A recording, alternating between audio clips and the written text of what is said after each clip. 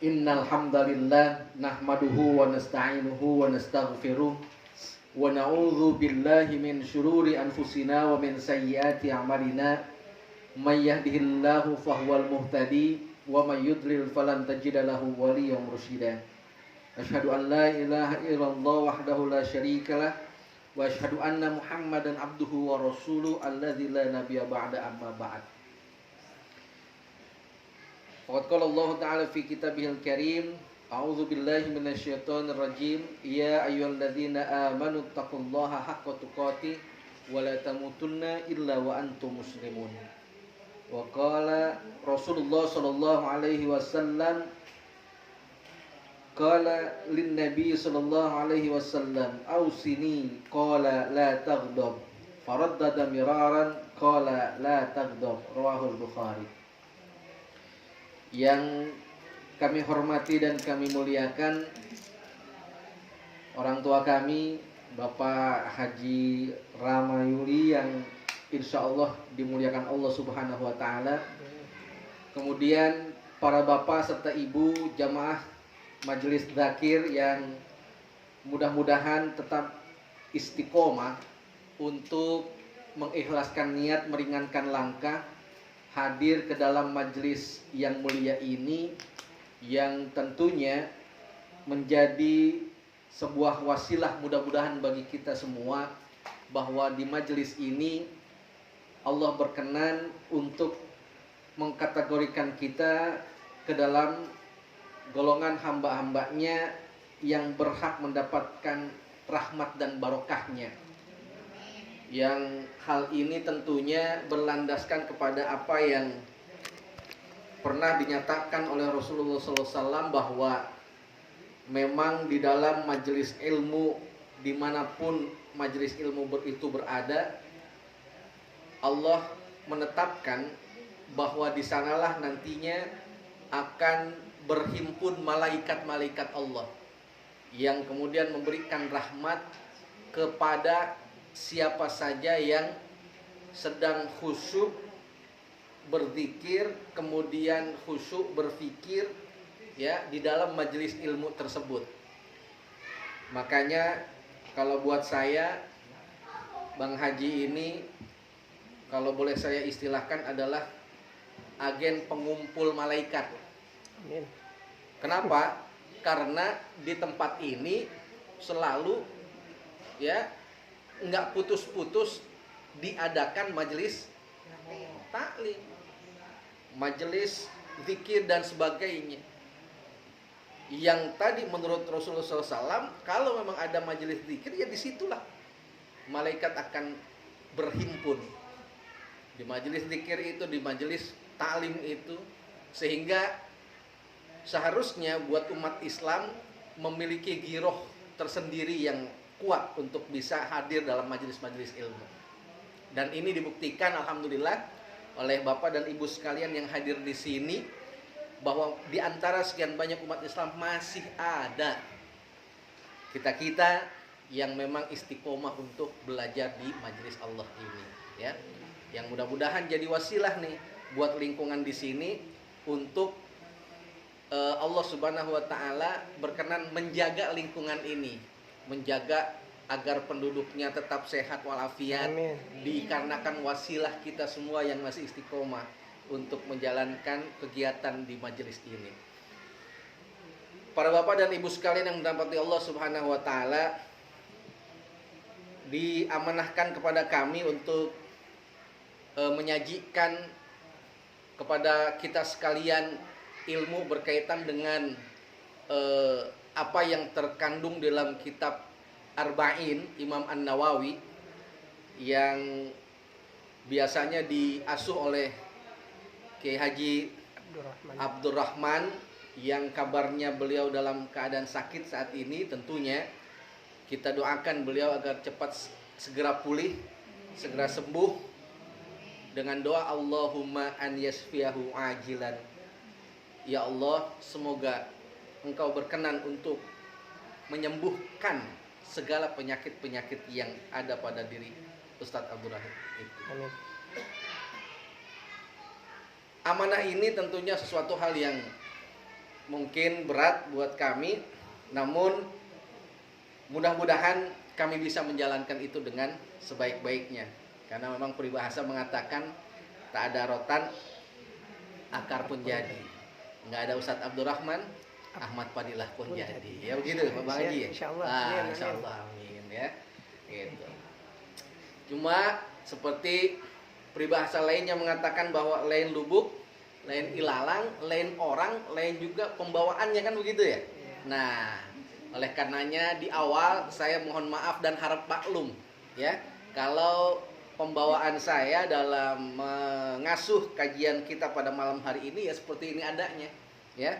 Emang dari sononya dapatnya begini, kan begitu Bang Haji ya? Iya. Gitu. Dirubah-rubah ya kita kagak bisa, kan begitu. Nah, para bapak dan ibu sekalian yang dirahmati Allah Subhanahu wa taala, menurut informasi yang kami dapati ya, dari owner Majelis Dzakir ini ya, bahwa dalam kajian kitab Arba'in Imam An-Nawawi saat ini kita sudah masuk membahas hadis nomor 16 yang menurut acuan kami hadis nomor 16 ini adalah berkaitan dengan masalah jangan mudah marah. Betul nggak kira-kira? Cocok ya? Oke ya. Di ibu-ibu juga begitu ya? Ya baik, berarti klop ya. Nah, jadi supaya ini dulu Bang Haji, apa namanya tuh, cocok dulu gitu kan. Ntar saya udah panjang-panjang ngejelasin tat yang mana tat. Ya, udah panjang-panjang ngejelasin tat yang mana tat, kan begitu. Baik, para bapak dan ibu sekalian, saya coba bacakan dulu ya redaksi dari hadis tersebut ya, yang merupakan hadis ke-16 yang ada dalam kitab An-Nawawi, kitab Arba'in. Disebut kitab Arba'in karena memang di dalam kitab ini terdapat ada berapa Bu hadisnya? 40. Arba'in itu bahasa Arab ya, artinya itu 40 ya, gitu. Nah, kemudian kita baru sampai sekarang ini hadis 16, berarti masih lama ya, sampai ke hadis terakhir ya, gitu. Yang mudah-mudahan kita istiqomah, kemudian bisa terus ya menuntaskan lah gitu ya. Nah, hadis 16 ini bunyinya adalah An Abi Hurairah radhiyallahu anhu, dari Abu Hurairah semoga Allah meridhai kepadanya, anna rojulan, sesungguhnya ada seorang laki-laki, qala, yang pernah bertanya lin Nabi sallallahu alaihi wasallam, kepada Nabi Muhammad sallallahu alaihi wasallam. Apa yang dikatakan? Kata laki-laki tersebut, ausini. Ya, silakan. Kata laki-laki tersebut, ausini, ya Rasulullah, tolong nasihatin saya. Tolong nasihatin saya. Singkat dia menyatakan sesuatu. Tolong nasihati saya. Qala, Rasulullah Shallallahu Alaihi Wasallam kemudian menjawabnya. Apa yang menjadi nasihat Rasul? Yang menjadi nasihat Rasul adalah beliau menyatakan, la taghdab, jangan marah. Faraddada miraran, kemudian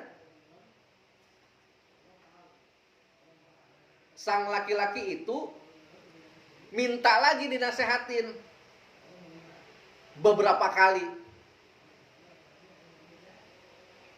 Ausini, nasihatin saya lagi. Terus kemudian Rasul pun memenuhinya dengan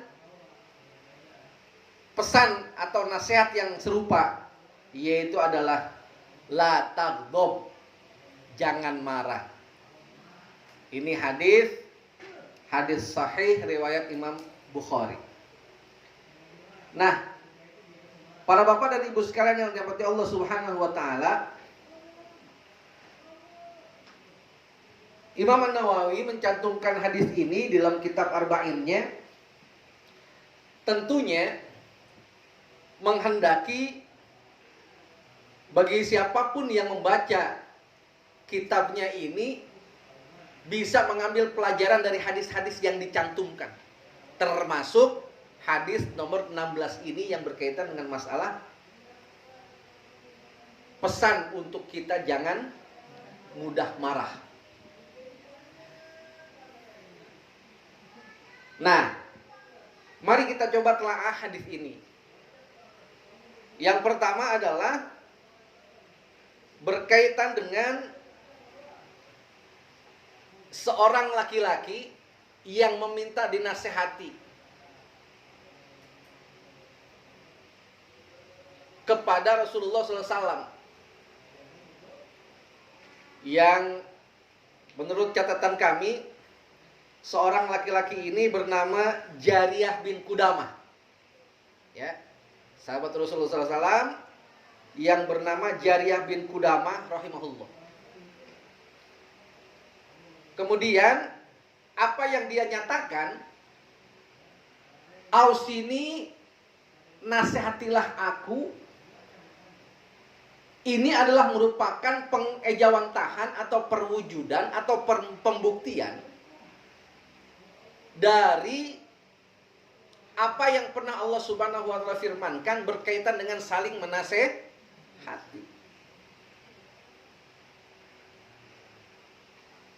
Jadi memang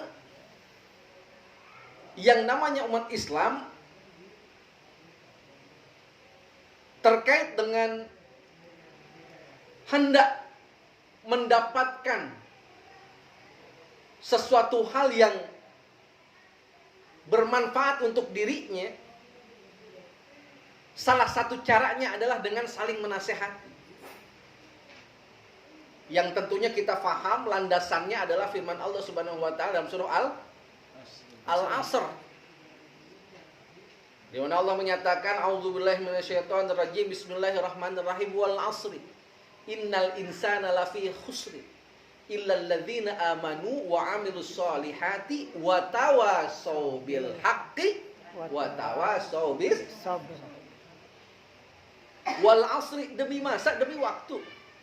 Innal insana lafi khusrin, sesungguhnya manusia. Ahmad Fadilah, Bang Haji Rama, kemudian Bapak Ibu sekalian yang hadir di sini, lafi khusrin, awalnya itu berada dalam keadaan merugi. Innal insana, insan itu kan isim mufrad, kata tunggal, yang berarti setiap individu.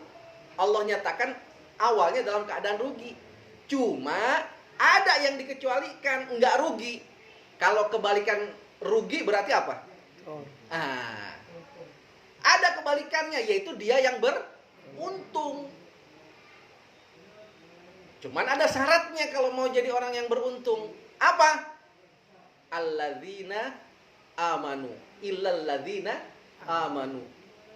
Kecuali orang-orang yang beriman, wa amilus solihat, dan senantiasa beramal soleh. Dan yang ketiga, wa tawassaw bil haq wa tawassaw bis sabr. Dan dia yang siap untuk saling menasehati. Ingat, saling ya. Kalau saling ini adalah berarti kata aktif, artinya ada dua pihak yang memang ada yang memberi dan ada yang menerima. Saling menasehati cuman dalam hal kebaikan dan perkara kesabaran. Nah, hadirin khotiman rahimana wa rahimakumullah, makna daripada surah Al-Asr ini adalah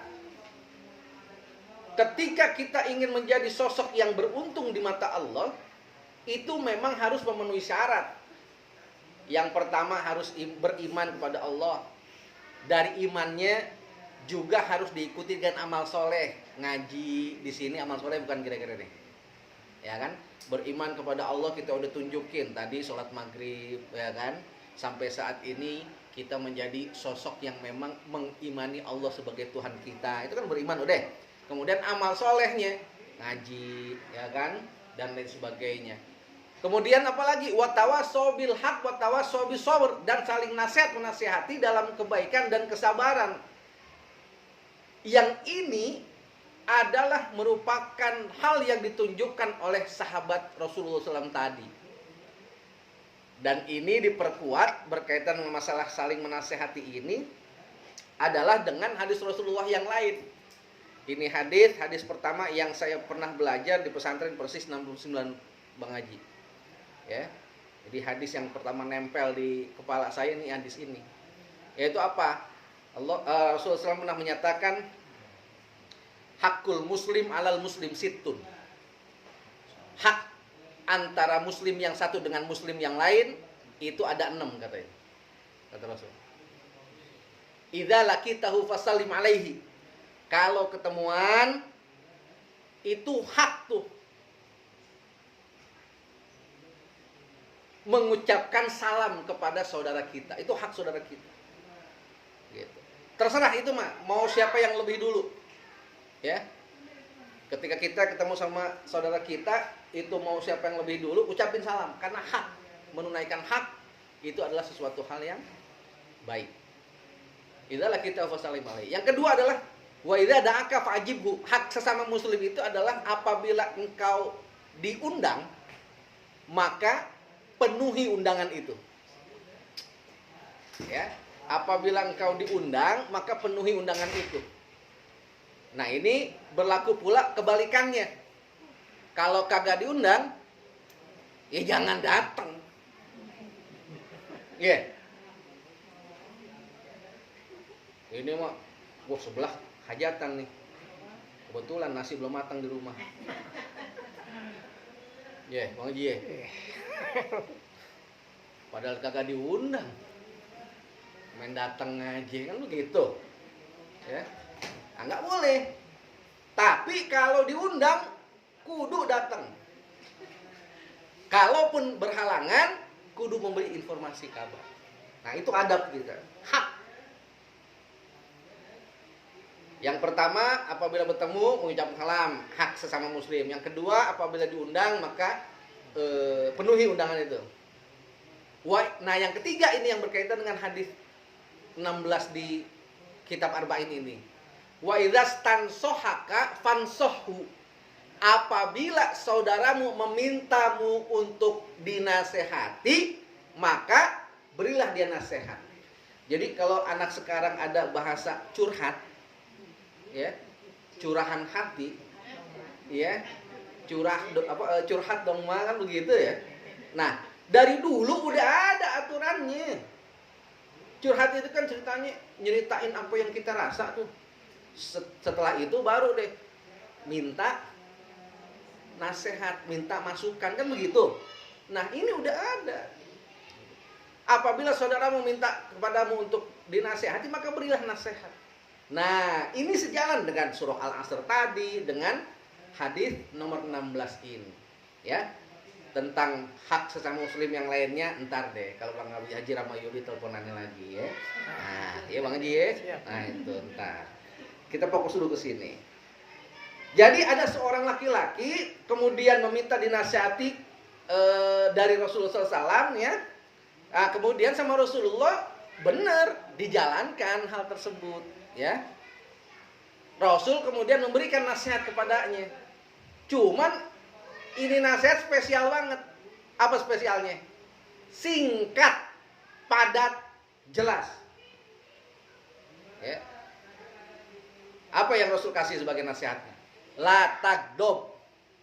Jangan marah. Ente jangan marah ya kalau bahasa ini kita ya. Bahasa kitanya. Ente jangan marah ya. Nah, itu yang pertama kali kan? Di sini dijelasin lagi, farod dadam miroron. Si pemuda itu ya mengulangi untuk meminta dinasihati oleh Rasulullah SAW Kemudian Rasul memberikan tanggapan lagi, memberikan nasihatnya lagi. Apa yang Rasul kasih? Sama. La tagdob. Miroron itu berulang-ulang. Ada sesuatu hal di balik ini hadis. Yaitu apa? Yaitu ternyata setelah dicoba ditelusuri, seorang pemuda yang namanya Jariyah bin Qudamah ini, Rasul paham bahwa dia itu sosoknya pemarah, emosian.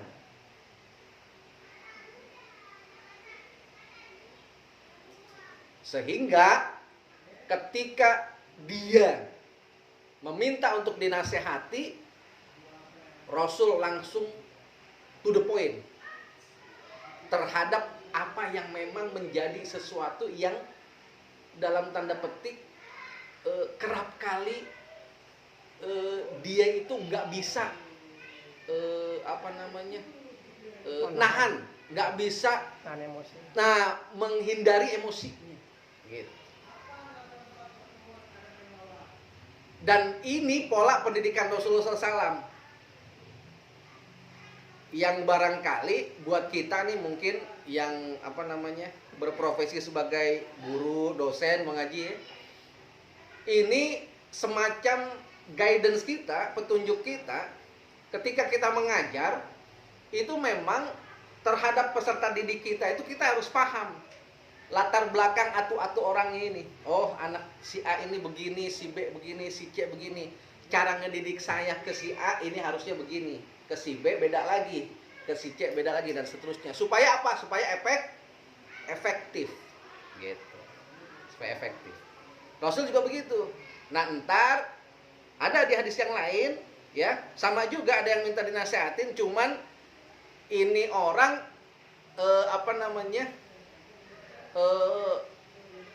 ahlul maksiat yang lainnya, ya. Kemudian yang yaitu adalah dia suka mabuk, dia suka berzina, dia suka berjudi, ya. Yang kemudian sama Rasulullah dibikin nggak berdaya dengan Rasulullah memberikan pesan apa coba? Bukan dilarang zina, dilarang judi, dilarang mabuknya, bukan, Bang Haji. Tapi dilarang apa ya? Dilarang bohong. Nah, jadi ini hadis yang lain, maksudnya kita memahami bagaimana metodologi Rasul ketika mendidik para sahabatnya. Jadi ada seseorang yang menyatakan diri, ya Rasulullah, saya mau masuk Islam, cuman saya begini orangnya, demen judi, demen zina, demen mabuk gitu ya kan. Nah, kedemenan saya itu jangan pakai dilarang-larang deh, gitu. Kalau emang boleh begitu, saya siap masuk Islam. Nah, Rasul orang cerdas, ya kan. Walaupun istilahnya ada orang yang begitu modelnya, bagaimana? Kan kalau kita kan mungkin udah emosi kali gitu kan. Lu istilahnya mau masuk Islam, sementara ente paham di Islam nggak boleh judi, nggak boleh mabuk, nggak boleh zina, tapi nggak mau, dilarang sama Rasulullah untuk mabuk, untuk judi, untuk tidak judi, untuk tidak mabuk, dan untuk tidak zina. Rasulullah cerdas. Apa pesan Rasul? Jangan bohong. Boleh, terserah deh, ente mau mabuk, ente mau judi, ente mau zina, terserah. Tapi jangan bohong aja. Si pemuda awalnya berpikir gampang masuk Islam, ya. Cuman disuruh kagak bohong katanya. Di otaknya kan zina masih boleh gue. Kemudian mabuk masih boleh. Judi masih boleh. Tapi kagak taunya Bang Haji, kunciannya justru di situ. Dibohong itu. Pas dia pengen judi, dia mikir, gue judi, menang dapat duit banyak, bawa ke rumah. Bini nanya, "Bang, duit dari mana?" Kan nggak boleh bohong sama Rasul. Wah, berarti bakal ngebohong kita ini. Judi, dia tinggalin judi. Kemudian berpikiran mau mabok, ya kan? Ah, udah judi emang nggak apa-apa lah, biarin sehari ini gue kagak judi, mabok aja gantinya. Pas mau mabok mikir lagi dia, minum, pulang ke rumah seloyongan. Bisa apain? Nah, ini nanya kan, lu mabuk ya? Kalau kita jawab, ah kagak, ya bohong lagi gue jadinya. Rasul kan ngelarang bohong, kagak jadi lagi tuh mabok ngaji, ya kan? Kemudian zina, ya kan? Dia dekat-dekat sama perempuan, misalkan perempuan kan biasanya emang parfumnya segala macam kan wangi segala macam gitu ya kan. Misalkan kalau dia zina kan dia juga ini yang ketepaan itu parfumnya segala macam. Pulang ke rumah bini nanya, wangi-wangi amat lu dari mana nih? Kalau jawabnya bukan zina, bohong. Rasul kan ngelarang bohong. Ujung-ujungnya Bang Haji, alhamdulillah jadi soleh ke orang. Amin. Zina kagak, mabok kagak, kemudian judi kagak. Rasul cerdas ngedidik apa namanya itu? Sahabatnya. Jadi apa yang Rasulullah pesankan itu memang merupakan apa ya? Betul-betul memang ketentuan Allah, wahyu Allah itu. Wa ma yantiqu anil hawa itu benar. Rasulullah enggak pernah berkata-kata melainkan itu adalah merupakan hawa nafsunya, itu benar. Ya. Jadi bukan hawa nafsu yang Rasulullah katakan semuanya itu, tapi merupakan perkataan-perkataan yang merupakan wahyu dari Allah. Termasuk ini. Ya. Rasulullah menasihati orang ini untuk tidak marah adalah dikarenakan memang Rasul paham bahwa yang ada di hadapannya adalah orang yang memiliki karakteristik memang pemarah dia itu. Sehingga istilahnya kalau bahasa apa namanya orang suka gaplean bilang, si orang ini nanya tentang minta dinasihatin sama Rasulullah dikasih balak 6-nya Bang Haji. Kagak bisa bergerak. Iya. Ya kan kalau ente paham balak kata orang. Jadi dikunci sama Rasulullah tentang sesuatu hal yang memang dominan dalam dirinya, yaitu adalah masalah pemarah. Nah, kemudian ada beberapa tinjauan tentang hal ini. Di antaranya adalah bahwa yang namanya marah sumbernya nggak lain nggak bukan, yaitu adalah dari syaitan. Ya. Nah, yang memang ini merupakan sesuatu hal yang harus bisa kita hindari, ya. Sehingga apapun kondisinya, apapun penyebabnya, maka perkara marah ini adalah perkara yang harus kita bisa kendalikan, gitu, ya. Jadi pesan Rasulullah SAW la tagdob, jangan marah, adalah berlaku untuk siapapun, ya, agar bisa mengendalikan hawa nafsunya, yang dikarenakan marah itu bersumber dari setan, yang setan itu kemudian melemparkan bara ke dalam hati dan dada anak cucu Adam. Artinya kita semua manusia berpotensi untuk merasakan itu, ya. Makanya marah bukan dihilangkan, tapi marah itu dikendalikan. Karena nggak akan mungkin kita bisa menghilangkan marah, ya. Karena memang udah merupakan tabiat siapapun manusia. Tapi Islam datang dengan syariat-syariatnya yang Rasulullah SAW sajikan ke tengah-tengah umat, yaitu mengatur hal tersebut. Jadi perkara marah itu perkara agar kita dapat mengendalikan amarah tersebut. Nah, ada beberapa tinjauan tentang ini. Misalkan Imam Al-Hafiz Ibnu Hajar Al-Asqalani menyatakan bahwa hakikat marah tidaklah dilarang, karena itu merupakan tabiat manusia, ya, merupakan tabiat manusia, merupakan sifat bawaan, Ya. Dan kemudian yang harus kita lakukan adalah mengendalikan amarah itu. Nah itu. Jadi kita nggak bisa untuk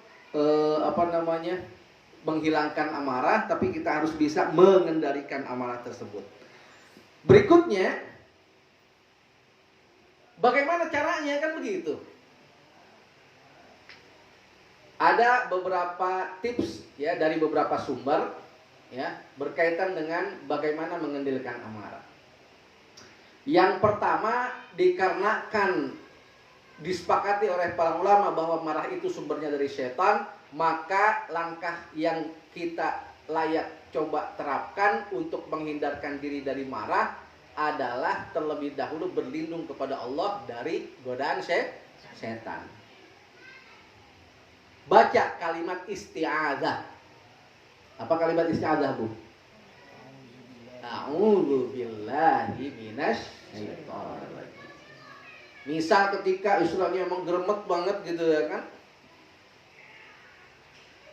mau marah ini sama seseorang, mau marah tentang sesuatu, maka cepat-cepat isti'adzah, berlindung kepada Allah dari godaan setan yang terkutuk. Karena marah itu adalah sumbernya dari setan. Ya. Nggak bisa juga. Langkah kedua,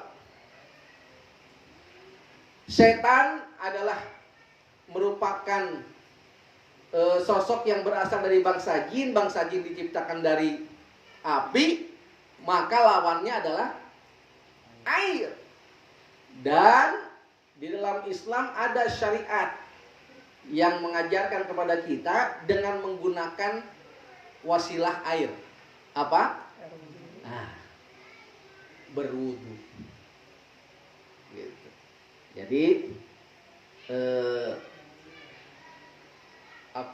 wudu itu selain fungsinya adalah membersihkan diri kita ya dari hadas ya, untuk kita bisa mendirikan ibadah sholat. Wudu pun bisa kita manfaatkan untuk bisa mengendalikan diri dari amarah yang sedang kita rasakan. Ya, seperti itu. Nah, kalau memang masih terasa, lakukan beberapa hal lainnya. Misal, kalau kita marah lagi berdiri, coba duduk.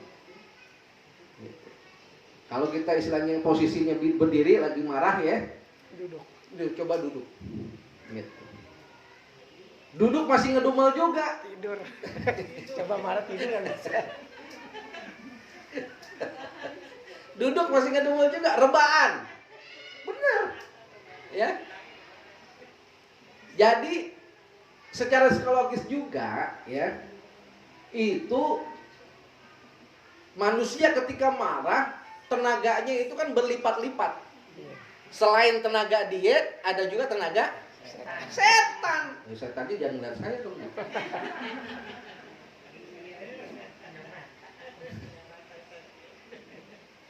Jadi selain tenaga kita itu ada tenaga setannya, jangan lihat saya diulangnya.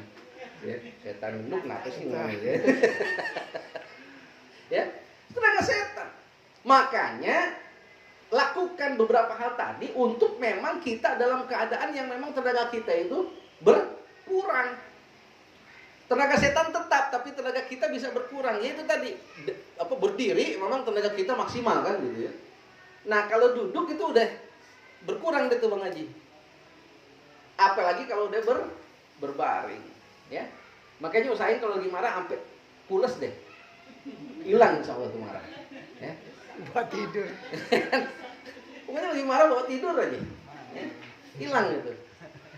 Pas bangun tidur, marah lah. Tapi enggak, memang betul. Ya, memang begitu caranya. Jadi berkaitan dengan masalah marah, memang cara yang paling mudah untuk kita lakukan adalah petunjuknya demikian. Ya, ada beberapa landasan-landasan tentang hal tersebut. Misal, ya, di sini ada catatan ya, berkaitan dengan bagaimana kita mengatasi diri ketika marah, ya. Ketika kita marah. Yang pertama adalah kita bisa untuk beristiadzah, ya, seperti yang tadi saya sampaikan. Nah, kemudian yang kedua adalah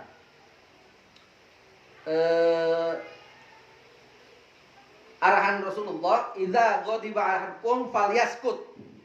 Apabila rasa marah itu ada dalam diri kamu, falyaskut, maka diam. Kenapa Rasul berpesan seperti ini? Karena memang paham bahwa ketika seseorang marah itu nggak terkontrol, baik pikirannya, lisannya maupun anggota badannya. Itulah mengapa orang ketika marah membunuh, kemudian tawuran dan lain sebagainya, ya. Jadi akses fisiknya itu memang akan tidak terkontrol. Nah, oleh karenanya tepat ketika Rasulullah SAW berpesan kalau kita marah itu maka diam. Kita cukupkan dulu. Baik. Alhamdulillah sudah masuk waktu Isya. Sementara kita cukupkan dulu. Kita sholat Isya berjamaah. Baru insya Allah nanti akan kita lanjutkan kembali.